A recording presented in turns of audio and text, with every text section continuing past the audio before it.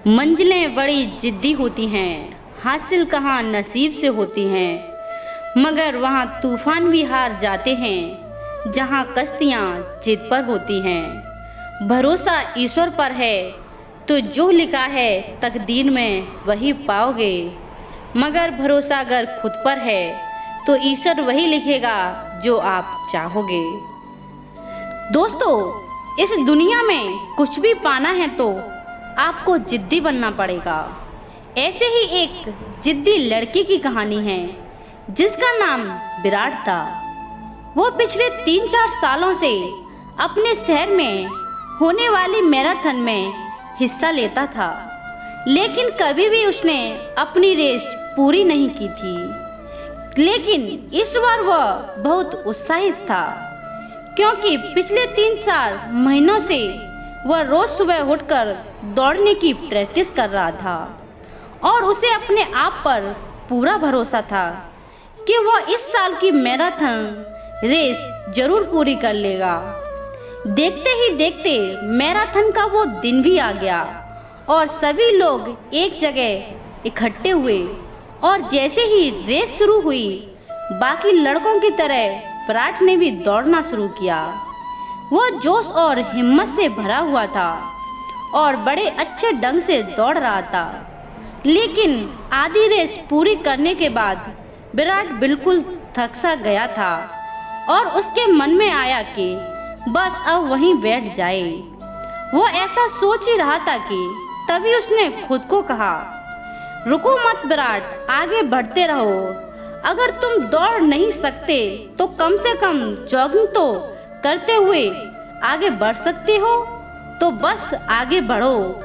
और विराट अब पहले की अपेक्षा धीमी गति से आगे बढ़ने लगा। कुछ किलोमीटर इसी तरह दौड़ने के बाद विराट को लगा कि उसके पैर अब और आगे नहीं बढ़ सकते।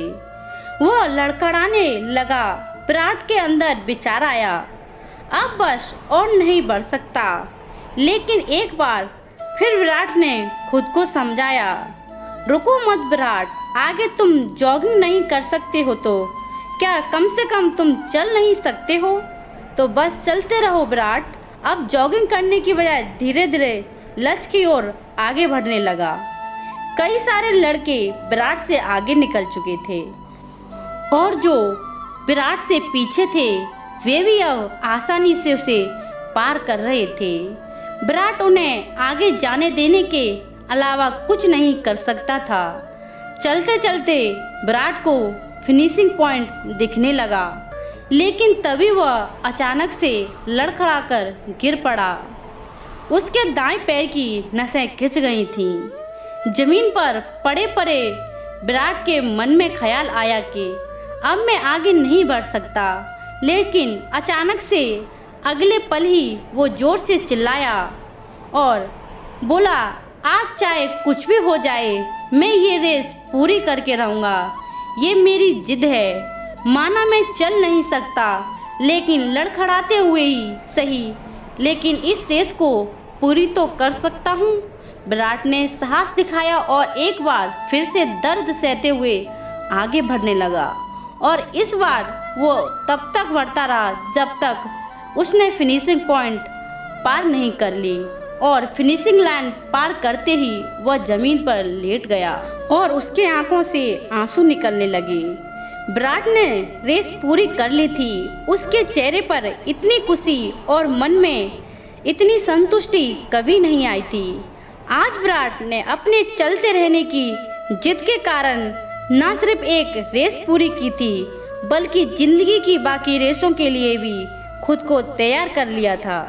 तो दोस्तों, चलते रहने की जिद हमें किसी भी मंजिल तक पहुंचा सकती है।